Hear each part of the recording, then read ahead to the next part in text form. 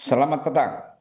Kami juga sudah mengundang Sylvester Matutina, namun yang bersangkutan masih belum bisa bergabung bersama kami. Kalau gitu Prof. Hamid, kami mau menegaskan kembali klaim dari Sylvester Matutina sudah 2-3 kali bertemu dengan Pak JK, itu betul atau tidak? Setahu saya itu sama sekali tidak benar. Pak Yusuf Kalla tidak pernah bertemu Silvers Matutina membicarakan kasus ini. Sama sekali enggak.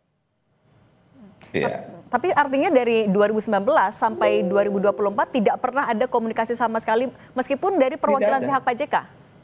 Tidak ada. Jadi dulu waktu siapa Sylvester diadili, kabarnya dia minta maaf di pengadilan kepada Pak Yusuf Kalla.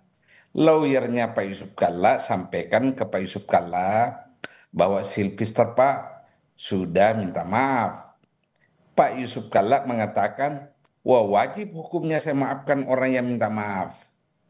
Namun proses hukum itu kan urusan negara. Lagian sudah berproses di pengadilan. Ini kan harus dipisahkan antara kasus perdata dan pidana. Kalau kasus pidana, apalagi kalau sudah berkekuatan hukum tetap, tidak bisa dikompromikan, beda perdata. Ini kan pidana. Beliau dituntut di pengadilan negeri, dihukum 1,5. Kemudian beliau naik banding, tetap dihukum 1,5 tahun. Kemudian kasasi. Putusan kasasi, Sylvester tetap dihukum 1,5 tahun. Itu kalau saya nggak salah tahun 2019 ya. Nah, Oke. sekarang pihak kejaksaan yang mewakili negara mau melakukan eksekusi itu sangat benar Nah, karena ada putusan hukum yang harus dijalankan. oke. Nah, Prof. Hamid, kalau gitu Anda dapat informasi tidak kenapa dari 2019 sampai sekarang Sylvester Matutina masih belum dieksekusi? Wah, itu pertanyaan sebaiknya ditujukan kepada penegak hukum ya. Tapi kalau yang Anda analisis, apakah ada alasan yang mungkin bisa menjadi penyebab kenapa eksekusi itu belum dilakukan sampai sekarang? Saya tidak mau melakukan dugaan tentang itu. Saya hanya heran kenapa tidak pernah dieksekusi kasus ini. Karena malah ada lagi kasus lain yang diadukan oleh Pak Yusuf Kalla sampai sekarang itu tidak pernah diproses sama sekali. Dan Pak JK juga tidak tahu alasannya terkait ini ya Pak? Tidak pernah, tidak pernah. Saya tahu tidak pernah diberitahu alasannya kenapa. Nah, Prof. Hamid, tapi ketika kasus ini akhirnya mencuat kembali di media juga salah satunya, apa respon Pak JK yang terbaru? Ya respons Pak JK mengatakan, ya bagus kejaksaan menegakkan aturan. Kan negara, pemerintah yang diwakili oleh kejaksaan itu menjalankan putusan lembaga tertinggi di bidang hukum yakni Mahkamah Agung. Ini kan putusan kasasi. Ya mutlak dijalankan. Tidak bisa dikompromikan. Tidak bisa dikompromikan. Artinya dari pihak Pak JK juga mendorong agar eksekusi itu pun dilakukan secepatnya, Prof.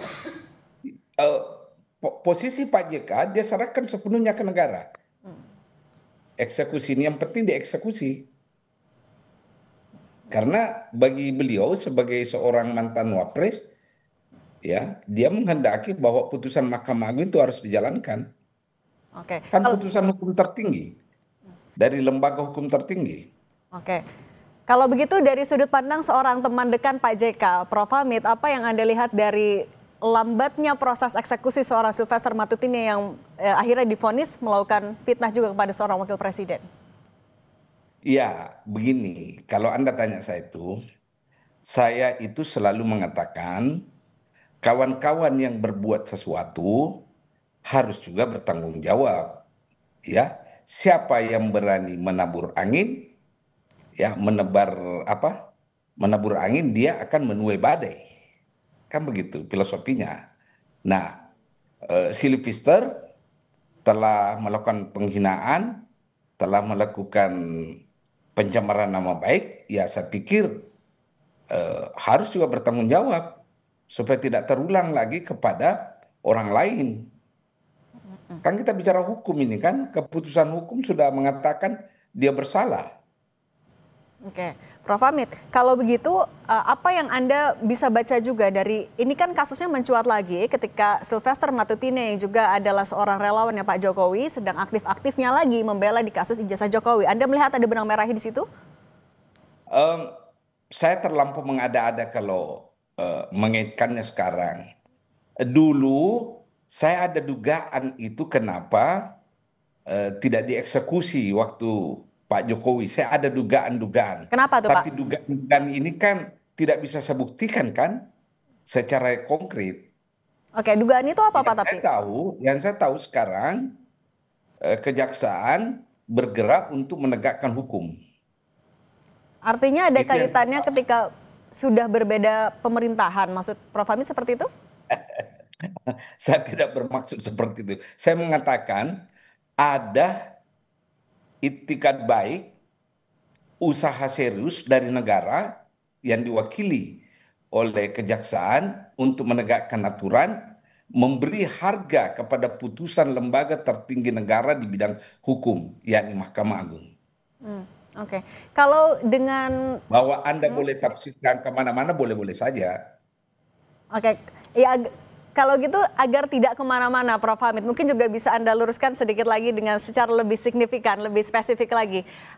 Arahnya, dugaan Anda pada saat itu hingga saat ini butuh 6 tahun sampai akhirnya kasusnya mencuat lagi, apa yang terjadi? Sebenarnya kasus ini saya lupa.